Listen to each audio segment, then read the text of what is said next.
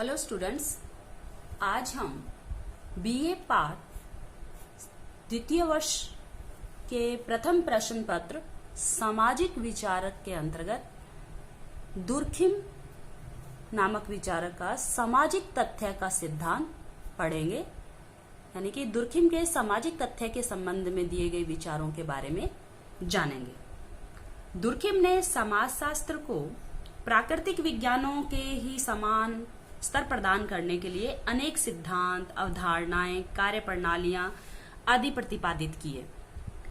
इनमें सबसे महत्वपूर्ण कार्य इनके द्वारा प्रतिपादित सामाजिक तथ्य की अवधारणा है। जिस प्रकार से प्राकृतिक विज्ञानों में भौतिक शास्त्र और रसायन शास्त्र आदि विज्ञानों का स्थान है, उसी प्रकार से आपने सामाजिक विज्ञानों में सामाजिक तथ्य की अवधारणा की सहायता से समाजशास्त्र को एक वैसा ही स्थान और महत्व दिलाने का प्रयास किया।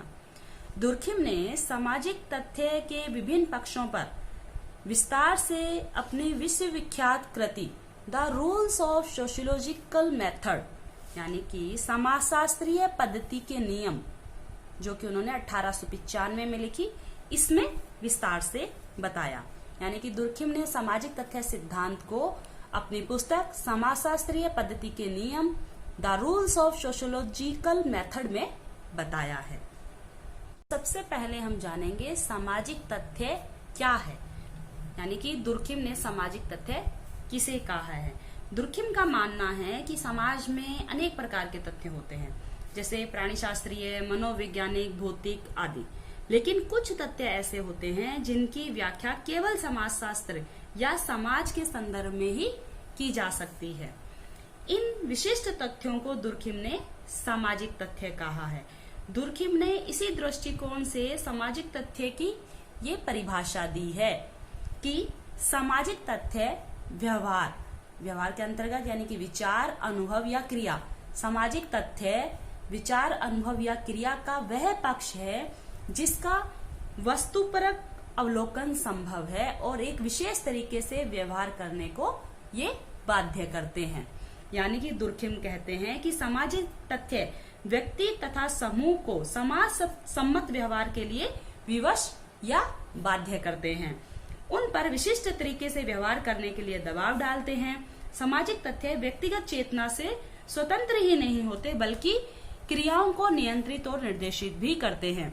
आपने अन्य एक शब्दों में इसको व्यक्त किया है कि सामाजिक तथ्य हमारे कार्य करने, हमारे सोचने, हमारे अनुभव करने की वे विधियां हैं या वे तरीके हैं जो व्यक्ति से बाहर होते हैं और जो अपनी दबाव शक्ति के द्वारा व्यक्ति को नियंत्रित करते हैं। यानी कि सामाजिक तथ्य हमारे कार्य करने के ऐसे तरीके हैं जो व्यक्ति को कार्य करने को निर्देशित करते हैं या बाध्य करते हैं, परंतु वो व्यक्ति से बाहर होते हैं।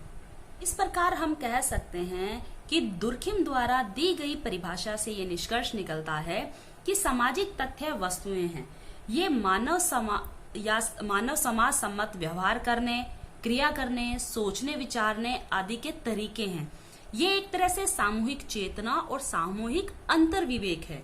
ये व्यक्ति से बाहर होते हैं तथा व्यक्ति पर नियंत्रण रखते हैं, जैसे जनरीतियां, प्रथाएं, रूढ़ियां, संस्थाएं, धर्म, नैतिकता, परंपराएं, प्रचलित विश्वास आदि सामाजिक तथ्य के ही उदाहरण हैं। यानी कि ये सभी धर्म, परंपराएं, नैतिकता आदि हमें कार्य करने, विचार करने की दिशा प्रदान करती हैं तथा ये हमारे से बाहर होते हैं। हम इनको यानी कि एक अकेला व्यक्ति इनको परिवर्तित नहीं कर सकता है।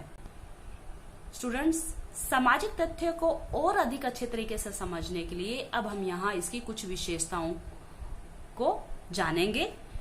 हालांकि दुर्खिम ने सामाजिक तथ्य की जो विशेषताएं बताई हैं वो मुख्य रूप से दो विशेषताएं बताई हैं, बाध्यता एवं बाह्यता।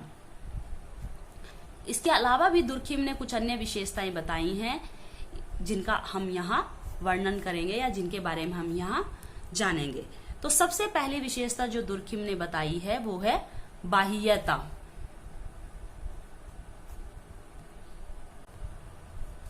बाह्यता दुर्खिम ने इसकी पहली विशेषता बताई है। इसका मतलब है कि बाह्यता सामाजिक तथ्य की एक प्रमुख विशेषता है। सामाजिक तथ्य व्यक्ति के बाहर होते हैं, ये व्यक्ति के नियंत्रण से स्वतंत्र होते हैं, यानी कि व्यक्ति स्वयं इनको परिवर्तित नहीं कर सकता है। इसी प्रकार इसकी अगली विशेषता है बाध्यता। अगली विशेषता है बाध्यता, यानी कि सामाजिक तथ्य जो होते हैं व्यक्ति को व्यवहार करने के लिए बाध्य करते हैं। किसी प्रकार का एक कार्य करने के लिए उसको व्यक्ति बाध्य हो जाता है कि इसी तरीके से हमें कार्य करना है। जैसे अभी हमने बात की नैतिकताएं, परंपराएं, रूढ़ियां, कुछ ऐसे उसमें जैसे हमारे रूढ़ियां हैं, व्यवहार है कि हमें पता होता है कि अगर इस प्रकार का हम व्यवहार नहीं करेंगे तो समाज द्वारा हमारी आलोचना या निंदा की जाएगी।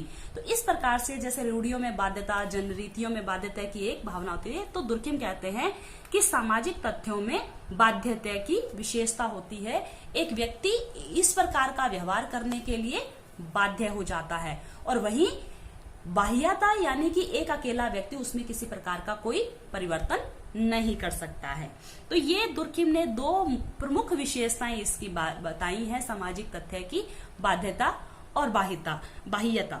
इसके अलावा भी कुछ अन्य प्रकार की विशेषताएं बताई हैं, जिसमें तीसरी विशेषता आती है अधिव्यक्तिकता।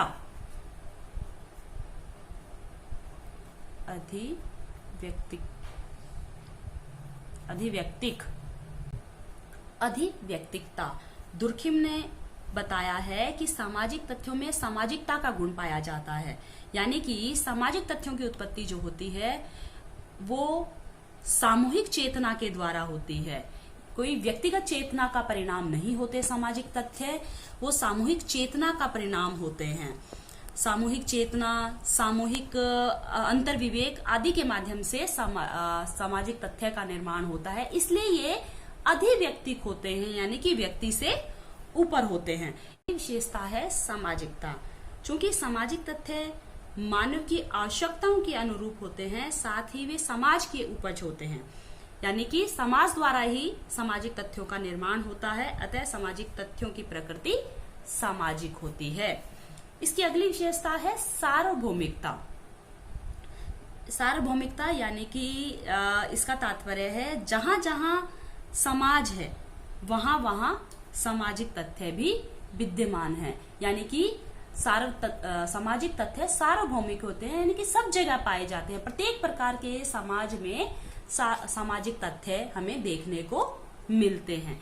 इसी प्रकार इसकी अगली विशेषता है कार्य करने, सोचने एवं अनुभव के तरीके, यानी कि हम किसी प्रकार का व्यवहार जो कर रहे हैं, हमारा काम करने का तरीका, सोचना, अनुभव के तरीके जो होते हैं वो एक प्रकार से सामाजिक तथ्य बन जाते हैं, यानी कि जब हमारी सामूहिक चेतना के रूप में वो निर्मित हो जाते हैं तो उनको सामाजिक तथ्य कहा जाता है। तो सामाजिक तथ्य एक प्रकार से हमारे कार्य करने के तरीके हैं, सोचने एवं अनुभव के हमारे तरीके हैं।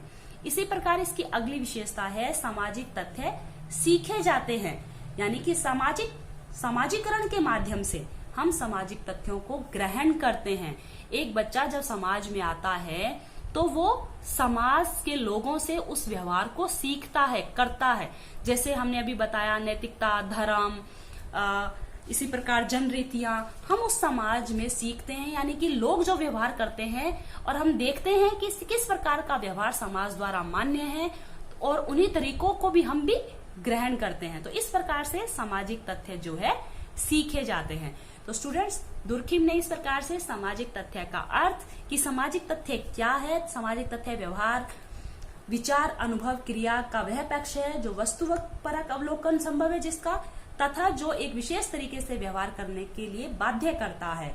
तो इस प्रकार से दुर्खिम ने सामाजिक तथ्य को परिभाषित किया और दुर्खिम ने सामाजिक तथ्य की जो विशेषताएं बताई उसके बारे में आज हमने जाना। तो आज की क्लास में हम यहीं तक पढ़ेंगे स्टूडेंट्स। कल की क्लास में हम सामाजिक तथ्य के बारे में, सामाजिक तथ्यों के अवलोकन के नियम तथा सामाजिक तथ्य के बारे में अन्य बातें जानेंगे।